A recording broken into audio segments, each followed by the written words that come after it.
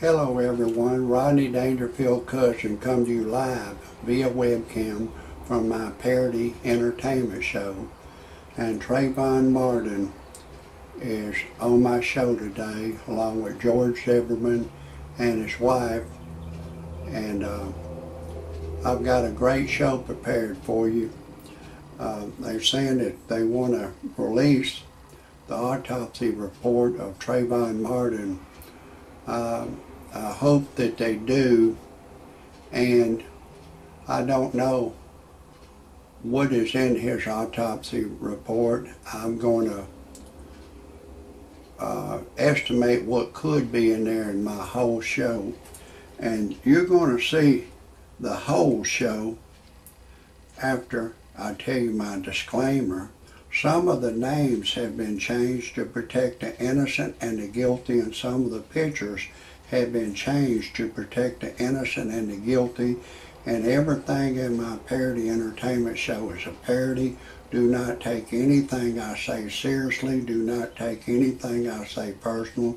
Do not try anything I say at home. If you do, check with your attorney first, and then still don't do it. I am a professional. No amateur should ever try anything I say, and everything in my parody entertainment show is science fiction. It's all fiction. It's all make-believe.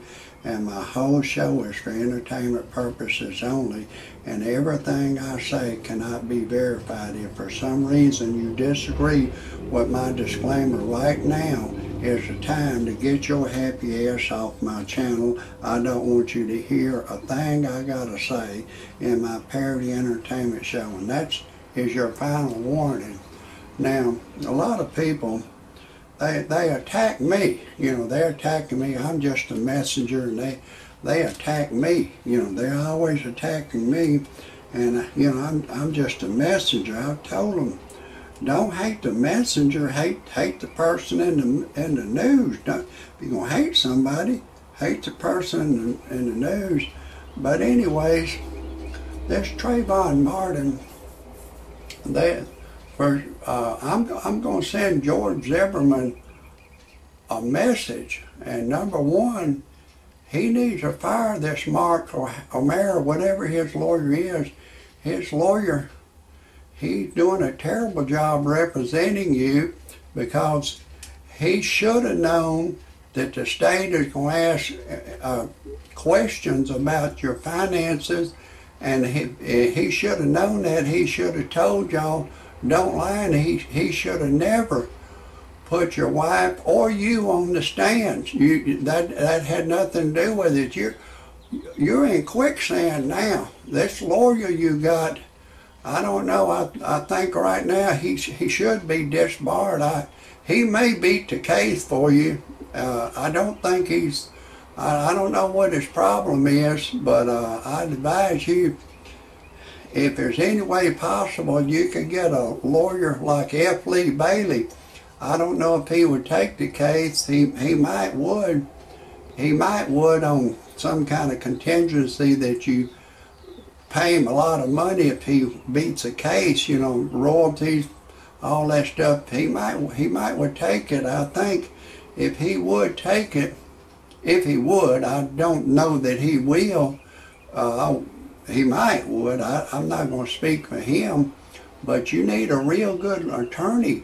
This Mark O'Mara, I don't know what his problem is, but if I would have been your attorney, I would have never put your wife on the stand. I wouldn't have put you on the stand. I would have just said, look, here's his W-4 form for the past 5 years, what he made. He made $8,000 this last year, $12,000, $20,000, whatever he made. Here's his report.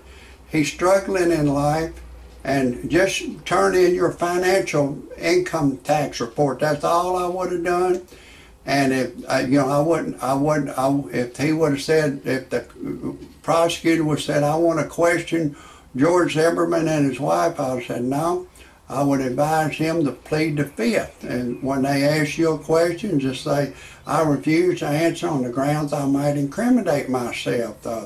I've been subpoenaed before to the Attorney General's office, and I was innocent, but you know, I was innocent, but they was asking me some questions about a business I had nothing whatsoever to do with. And I told them, they started asking me questions. I said I refuse to answer on the grounds I may incriminate myself. I didn't even hire an attorney to go down there with me. I just, you know, just said I don't want to answer on the grounds I may incriminate myself. But your attorney, Mark O'Mara, I don't know what his problem is. That maybe he wants to get you convicted. I don't know, but maybe he'll straighten up. I don't know. I don't see that he will. But those other two lawyers you had, I don't know anything bad against them. The ones said they quit, I think they was going to try to help you. I don't know them. I don't have anything. You know, I just have to judge them after I see what they do for you. But anyways, this Trayvon Martin, you know, they're always trying to say he's a good boy. He had gang member teeth. He had gang member teeth. He always had money. He had $40 on him the night he was killed. He had $40, and he wasn't working. And a girl I know said he was always fencing gold, diamonds. He was smoking weed and drinking. He wasn't a choir boy. He was smoking weed. He got expelled from school. And you know, if you get George Zimmerman, if you get a good attorney, you need to interrogate Trayvon Martin's mother and daddy and his girlfriend. These black people always saying they got shows and everything that you said there's a coon up here, a coon up here, a coon up here.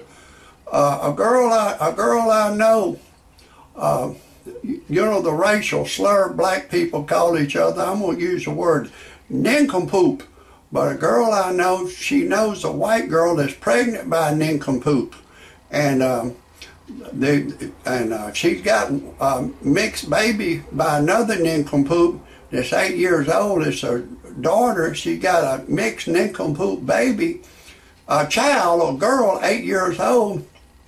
And this white girl is the one that has the 8-year-old baby girl. She's living with the nincompoop, and she's pregnant with the nincompoop's baby. And this girl I know that I've been dating, she's 22 years old. She was over at this white girl's house that lives with the nincompoop that got the nincompoop got her pregnant, and the nincompoop started spewing out racial slur nincompoop words, and she knows if a nincompoop spews out a racial slurs at me, I'll spew the nincompoop word back at the nincompoop. So she spewed the nincompoop word back at the nincompoop, and he went and got a gun and said, "What'd you say? Would you call me?" She said, "Well, look, you spewing the nincompoop word out. And once you spew that nincompoop at me, I'm going to spew it back at you." But anyways, these black people, they all use the nincompoop word, and I think this Trayvon Martin, when he was talking to his girlfriend, he was saying, "Yeah, the nincompoop gonna fuck up this motherfucking white-ass Pecklewood. I'm gonna bust this white-ass motherfucking Pecklewood, their racist-ass nose. I'm gonna fuck this motherfucking white-ass Pecklewood up." I don't think his girlfriend is telling the truth, because all black people talk ghetto language. And I believe his mother and daddy knew he was fencing stolen merchandise, stolen batteries, stereos. He always had money, and he was always buying weed. He wasn't working. Where was his mom and daddy giving him all that money? I doubt it. The nincompoop was out stealing and hustling. He had gang member teeth. He probably had $25,000 worth of gold in his mouth. Where was he getting all that money to get them gang member teeth? Look, if anybody has any criticism, comments, or anything you want to say about my show, I appreciate it if you type it underneath my show. If you want to watch any more of my shows, just type in Rodney Dangerfield Cousin. Here on YouTube, you'll see all of most of my shows. And I'm going to be putting on some more shows about this. This is going to be a wrap for today. God bless everybody.